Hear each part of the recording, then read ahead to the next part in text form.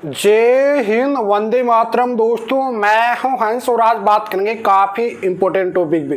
दोस्तों किसी भी केस में अपने एरिया के कोर्ट में कैसे ट्रांसफर करा सकते हो, जैसे कि आपने सेक्शन 9 किया, जिस केस की दो जगह जुडिशनल सेपरेशन होता है, जुडिशनल एरिया लगता है, मतलब जो केस दो जगह किया जा सकता है। सिंपल लैंग्वेज में आपको समझा दूं भाई, जो केस दो जगह किया जा सकता है, जैसे कोई भी प्रॉपर्टी को डिस्प्यूट लेके चलता है, कोई सिविल सूट होता है, किसी भी तरह का 125 का मामला होता है, डीवी का मामला होता है, इन केसों को आप अपने एरिया के कोर्ट में कैसे ट्रांसफर करा सकते हैं। तो चलिए दोस्तों, नो टाइम पास नो बकवास, सीधा करते हैं काम की बात। ठीक है दोस्तों, कमेंट में नंबर ना छोड़िए। अगर आप मुझसे ही बात करना चाहते हैं तो डिस्कशन चेक कीजिए, पूरी डिटेल लेके अपॉइंटमेंट लेके बात कर सकते हो।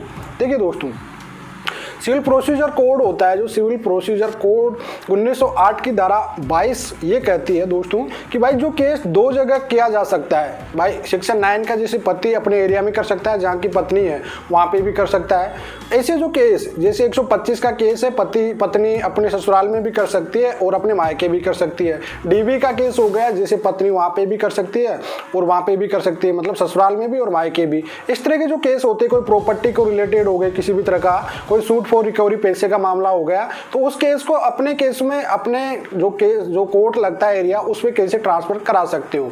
सबसे पहले बात करते हैं दोस्तों, जो भी मान लीजिए किसी का आप कराना है, मान लीजिए आपने केस अपने एरिया से कराना है या आपकी पत्नी ने अपने एरिया में केस की है, तो आपको उसको ट्रांसफर कराना है। तो उसके लिए आपको क्या करना पड़ेगा, स्टेप बाय स्टेप में समझाऊंगा। जैसे भाई डिस्ट्रिक्ट टू डिस्ट्रिक्ट चेंजिंग आपका, ठीक है, या एक सेम डिस्ट्रिक्ट आपका, दोनों का सेम डिस्ट्रिक्ट है, तो वो जाएगा आपका केस डिस्ट्रिक्ट कोर्ट में, सेशन न्यायालय में जाएगा। ठीक है, उसकी एप्लीकेशन आपको देना पड़ेगा डिस्ट्रिक्ट न्यायालय में, जिला न्यायालय में देना पड़ेगा। जैसे आपका डिस्ट्रिक्ट टू अदर डिस्ट्रिक्ट में, एक जिले से दूसरे जिले में है, तो फिर आपको एप्लीकेशन कहाँ देनी पड़ेगी, फिर आपको देनी पड़ेगी हाई कोर्ट में। ठीक है दोस्तों, भाई सेम डिस्ट्रिक्ट का मामला है तो आपको उसी डिस्ट्रिक्ट कोर्ट में देना है, ठीक है, लेकिन अदर डिस्ट्रिक्ट का मामला है तो आपको हाई कोर्ट में देनी पड़ेगी एप्लीकेशन। अब इसी प्रकार से मैं दोस्तों बात करता हूँ अपने अगले प्रोसेसिंग की। भाई अदर स्टेट का मामला है, एक स्टेट से दूसरे स्टेट का मामला, तब आपको एप्लीकेशन कहां देनी पड़ेगी, सुप्रीम कोर्ट में देनी पड़ेगी।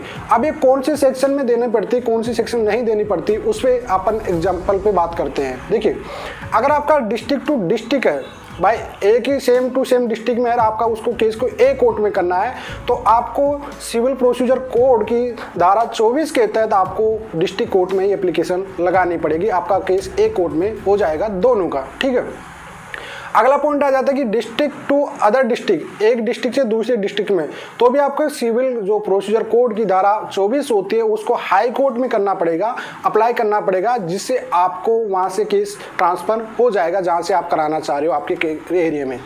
थर्ड पॉइंट आता है दोस्तों कि स्टेट टू स्टेट है, तो आपको सुप्रीम कोर्ट में देना पड़ेगा सिविल प्रोसीजर कोड की धारा 25 में।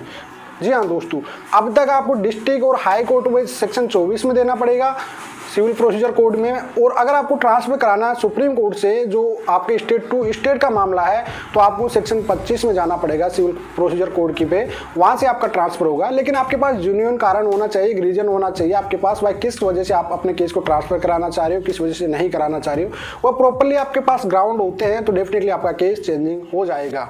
तो इस तरह से आप एक कोर्ट से दूसरे कोर्ट में अपना केस अपने एरिया में करा सकते हो, कोई से भी हो, चाहे वो 125 का हो, चाहे वो डीवी का केस हो, चाहे वो 498 का हो, चाहे वो सिविल फोर सूट का हो, चाहे वो किसी प्रॉपर्टी से रिलेटेड हो, हर केस को आप अपने एरिया में ट्रांसफर करा सकते हो। पुलिस का केस जो होता है, पुलिस एफआईआर को, उसका मैंने पहले ही आपको वीडियो में बताया था कि 0 एफआईआर लगा के आप कन्वर्ट करा सकते हो। जिस क्षेत्र में घटना घटी है उस क्षेत्र की पुलिस को ये राइट होता है कि उस केस से रिलेटेड की इंक्वायरी वही लोकल पुलिस करे। एग्जाम्पल के तौर पर आपके सामने ही है, एग्जाम्पल आपके सामने सुशांत सिंह वाला केस, जिसमें बिहार में 0 एफआईआर हुई थी, लेकिन उसकी डिमांड कहाँ हो रही थी, आपको पता है मुंबई में हो रही थी।